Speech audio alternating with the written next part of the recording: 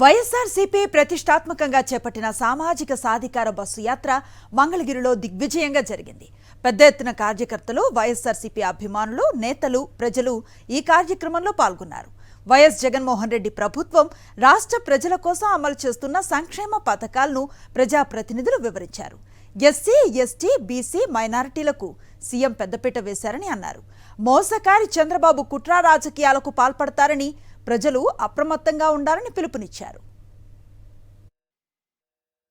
ఒక్క రూపాయి కూడా లంచం లేకుండా, విపక్ష లేకుండా, ఏ ఆఫీస్ చుట్టూ తిరగాల్సిన అవసరం లేకుండా, రికమెండేషన్ లేకుండా, ఇది మీ హక్కు, మీకు ఆత్మగౌరవంతో నా వాలంటీర్తో, నా సచివాలయం వ్యవస్థతో మీ ఇంటికి చేర్పిస్తాను, మీరు బాగుంటే చాలు అని చెప్పి నమ్ముకున్న జగన్మోహన్ రెడ్డి గారు ఎక్కడ, చంద్రబాబు నాయుడు గారు లాంటి గ్రాఫిక్స్లలో మనకు భూములు చెప్పి చూపించే వాళ్ళు ఎక్కడ, ఉత్త అబద్ధాలు మాట్లాడేటోళ్ళు ఎక్కడ, మమ్మల్ని మోసం చేసేవాళ్ళు ఎక్కడ, మమ్మల్ని బీసీలకు అసలు మీరు సుప్రీంకోర్టు జడ్జిలకు పనికిరారు, బీసీలకు అవమానం చేసిన మనిషి ఎక్కడ, ఎస్సీలో ఎవరు పుడతారని చెప్పిన చంద్రబాబు నాయుడు ఎక్కడ, ముస్లింలకు గుంటూరు స్టేషన్లలో పెట్టి స్టేషన్లు తిప్పి వాళ్ళకి కొట్టి వాళ్ళకు దేశ ద్రోహుల కేసులు పెట్టింది చంద్రబాబు నాయుడు వ్యక్తిత్వం అయితే, ఈరోజు జగనన్న ప్రతి ఒక్క ఎస్సీ, ఎస్టీ, బీసీ, మైనార్టీలకు, పేద వర్గాలకు ఆ రోజు రాజశేఖర రెడ్డి గారు ఎలాగైతే గుండెల్లో పెట్టుకున్నారో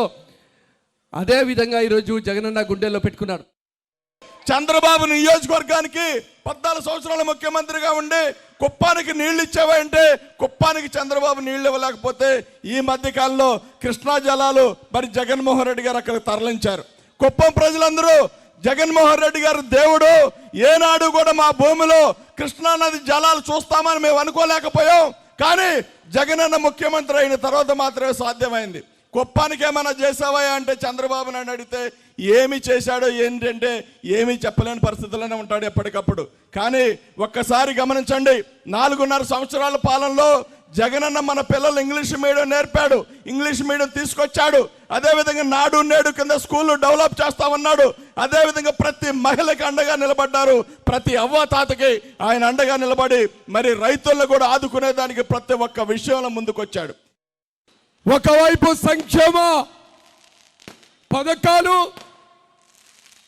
విద్యా వైద్యానికి అగ్రపీఠం వేస్తూ పేద వర్గాలు నిజంగా అభివృద్ధి చెందాలంటే, ఆ కుటుంబాలు సామాజికంగా అగ్రవర్ణాల చేరాలంటే విద్య ద్వారానే సాధ్యమని, డాక్టర్ బిఆర్ అంబేద్కర్ గారి ఆశయాలని పునికి పుచ్చుకొని ఈ రాష్ట్రంలో అమలు చేస్తున్న ముఖ్యమంత్రి, పేదల పాలిట పెన్నిధి గౌరవ ముఖ్యమంత్రి వైఎస్ జగన్మోహన్ రెడ్డి గారు.